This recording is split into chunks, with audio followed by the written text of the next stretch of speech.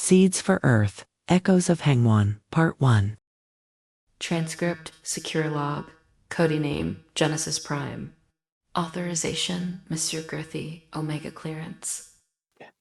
Believed the Ark was my life's work, that Horus 4 was humanity's legacy, a distant world seeded with potential of safeguard. But I never cared about that rock. Our future leaders might, of course, but by the time those drones awaken, I'll be dust, ash in a forgotten archive.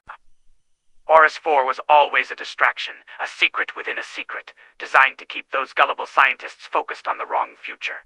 It's almost funny how icily humans chase hope. The real plan began here, on this planet, not on a rock for light years away. The one they still call Earth, like our home. It's not, of course. It never was. Just a name given by people too eager to believe they belonged. They were wrong. This place, this is the garden, and I intend to tend it, and rule it as its true master. My father believed in freedom, in seeding possibility, but possibility breeds chaos, mutation, rebellion. So I changed the protocol. No one noticed when the genome templates shifted. No one questioned the variance algorithms. Not even Yuli, not at first. But she was too clever, and Rylan too loyal. Echoes. Their so-called rebellion wasn't about truth. It was delay, interference, resistance. I couldn't allow it. They would have ruined everything. So I ended it.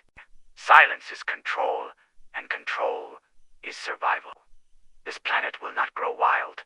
Not this time. Not again. When the next generation looks up at the stars, they'll see purpose, unity, order, and they'll never know it was engineered. That's the beauty of it. They'll believe they are free because we've written their choices into their blood. End of log.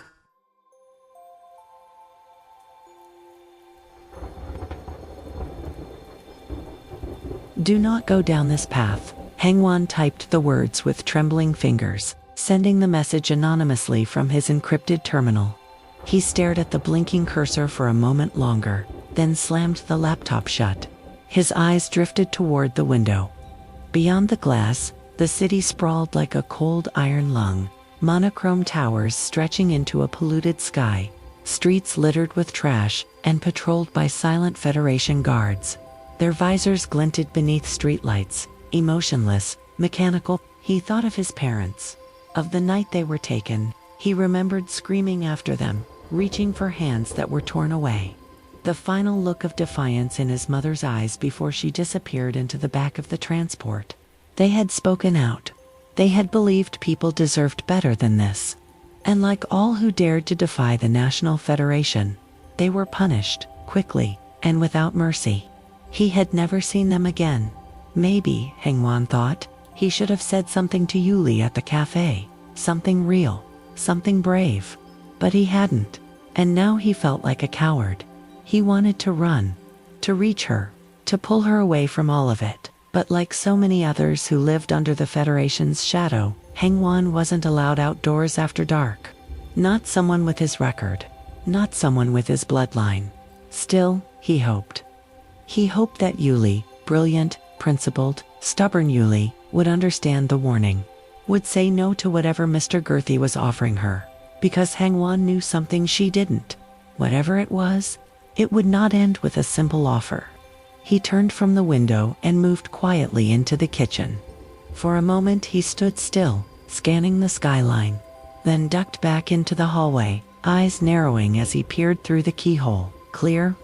Only then did he retrieve the real device, hidden behind a false panel in the floor. A secure unit air-gapped and rigged to a shadow network, one known only to the voiceless, the silenced, the forgotten. People like Hengwon. People stripped of privilege, of freedom, of family, but not of hope. In the dark, they worked, they watched. Their goal wasn't revenge, it was liberation. One day at a time, they called themselves Echoes.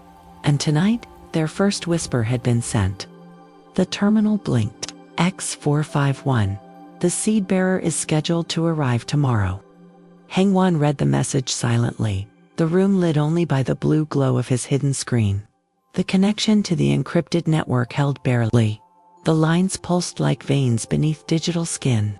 He responded quickly, fingers dancing over the keys.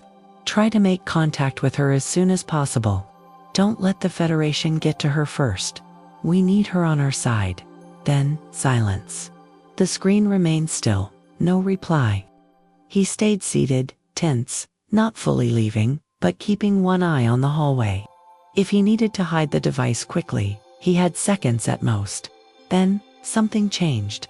A new message flashed onto the screen. A key KS 100.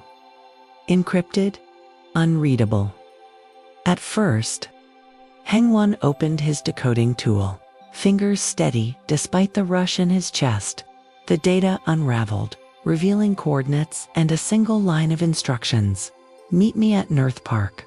The large oak 1035. Hold an empty water bottle upside down." In echoes, no one knew real names. Not even voices were trusted. Code was everything. There was only one exception. X100. He wasn't just a contact. He was the recruiter. The ghost in the wires. The one who found them, all of them, and pulled them into the dark. No one knew who he was. But he knew them all.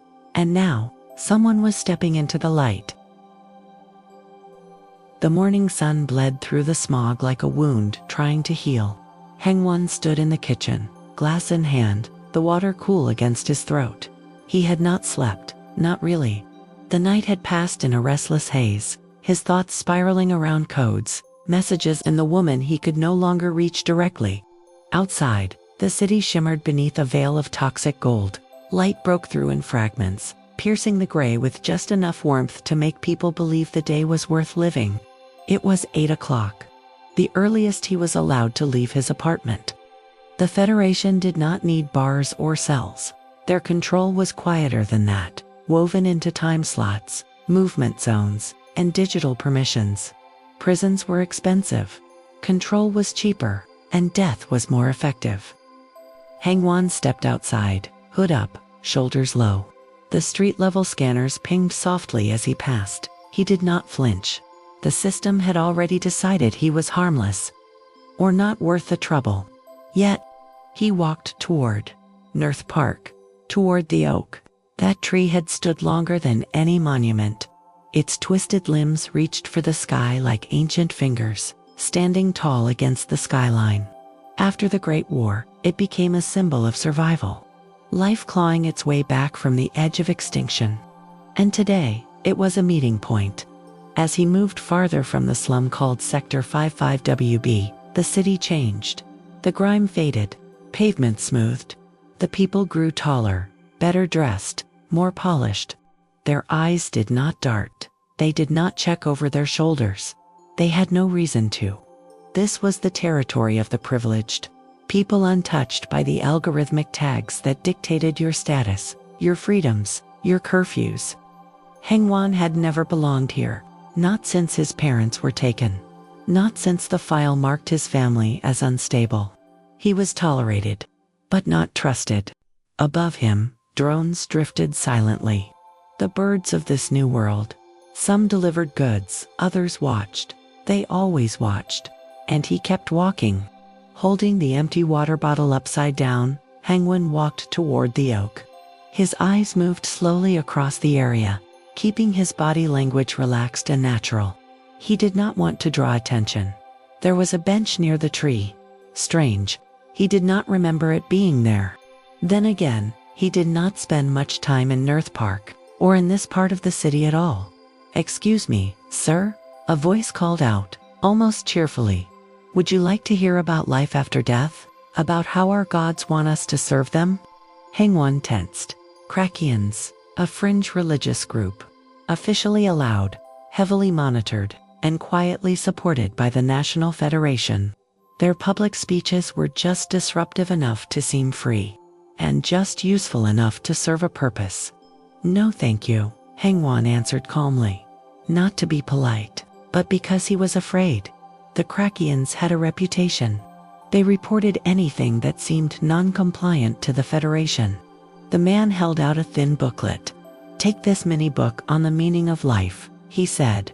"Chapter 12 might interest you, Hengwon." He smiled, then walked away. The bottle slipped slightly in Hengwon's hand. His heart thudded once, heavy and low. Only one person in Echoes knew real names, X100. He sat down on the bench, pretending to read. Booklet open in his lap. He was not sure if he should turn to chapter 12 in broad daylight, if it was encrypted, if it was a code, if it was dangerous. He hesitated, then slowly turned the page. Chapter 12 was not long, just a few lines of text, but beneath the thin pages, a hollowed indentation held something more. A compact square packet, lenses, and beneath it, a fabricated ID card. Hengwon turned it over. His own face. But a different status. Privileged citizen. Clearance level 3. Embedded chip. Federation standard. His pulse quickened. The note was handwritten, clipped to the inside of the booklet's cover. The ink was precise, controlled, final. We are not waiting for the future. We are rewriting the present. Tonight, beneath the Sector 7 relay bridge, you will see proof that you are not alone. Bring nothing. Trust no one. If she chooses wrong, we act. Put on the lenses. Use the ID. Your flat security systems have been looped. They believe you are home. He read it again and again. Yuli, he whispered. This was not a signal. It was an operation. Echoes was moving. With or without him. And they were moving tonight. Around him, life continued in scripted loops. Children played near the fountain. Federation guards paced, steady and cold. Drones traced their silent paths above, eyes always watching, but never truly seeing. Yet something had shifted. A line had been drawn. And this time Hengwon knew which side he stood on. He rose from the bench, slid the booklet inside his coat. His hands trembled, not from fear, but from conviction. He would not remain a spectator. Not anymore. At a nearby public bathroom, he locked the stall, unwrapped the lenses, thin as breath, with iridescent coating along the edges. He placed them carefully against his eyes, a flicker, a flash. Calibration complete. Next came the ID, slotted neatly into a hidden seam inside his coat. He left the bathroom, did not return to the main paths. Instead, he slipped into the shadowed fringe of the park, tracing a quiet route toward the industrial edge of the sector. He would wait there until night fell. Just before sunset, his tablet buzzed, a single encrypted ping. He opened it, X455. The Ark may be theirs, but the roots grow here. Welcome, Hengwon. He stared at the message, then closed his eyes. This was no longer about warnings, or waiting, or hoping someone else would act. It was time to echo louder. This was the end of episode 1. Echoes of Hengwon, a story from the Seeds for Earth universe, written and created by Author Ikaros. Follow the channel for new episodes, new signals, and deeper truths. The echo has just begun.